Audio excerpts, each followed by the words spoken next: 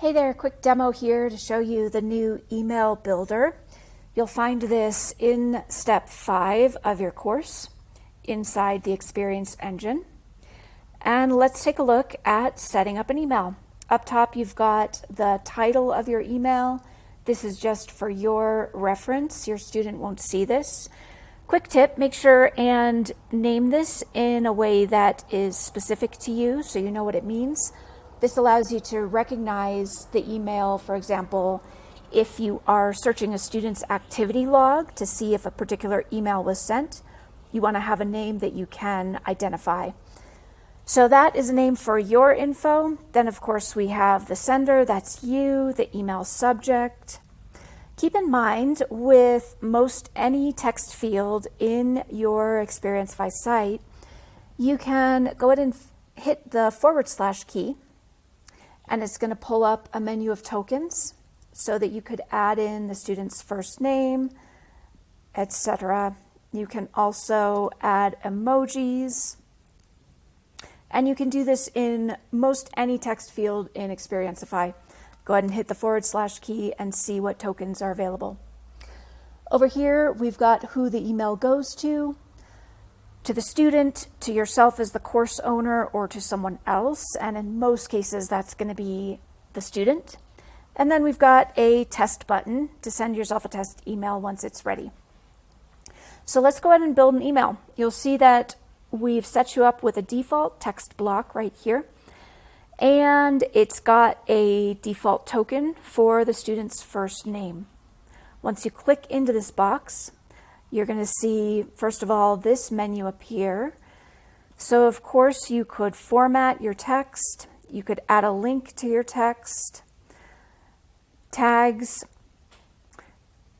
and this is where you will go ahead and compose your text and set up your email. Now, keep in mind, if you want to keep things really simple, you don't have to worry about all the different pieces we've given you. You can simply create a text email like usual and send it. But if you do want to get fancier, you've got lots of options. So we've got a text block to start here. And once again, just remember at any time you can hit the / key for available tokens. This includes the student's magic link so they can hop into their course. You can give them a specific training magic link to go straight to a specific training. And let's take a look at the content options. So text block to start. If you wanted to add another text block, you'd drag that over. But maybe you want to put a heading in, so you would drag that in. Also got options for buttons, images. The image block is fun. Let's go ahead and click into this. And the first thing you'll see here is an option to generate images with our AI tool. And you'll click into this and just enter a prompt and you'll get some AI generated images.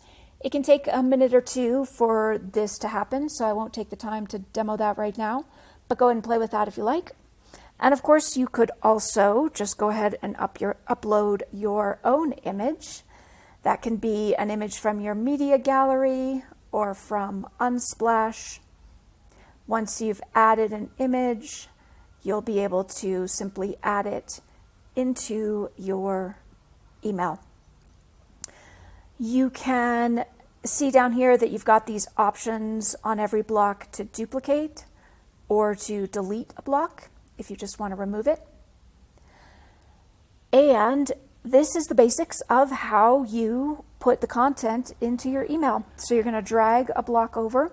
You've got an option for custom HTML coding if you want to get fancier. And let's go ahead and look a little bit more at some further options. You've got this option for columns here. So if you decide you want to add columns in your email,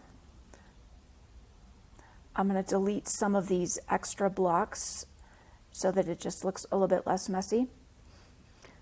And let's drag a column block in. So let's say I want 3 columns.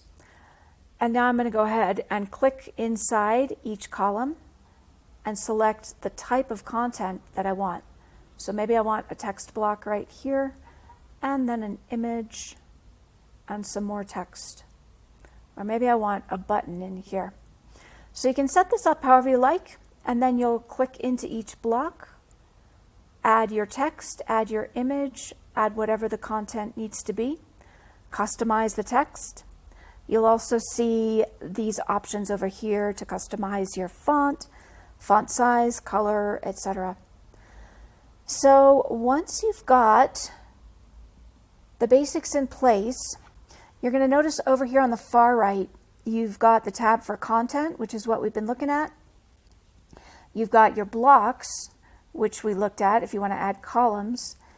And then right here, you've got this tab called body. And this is where you can modify the whole look of your email at once.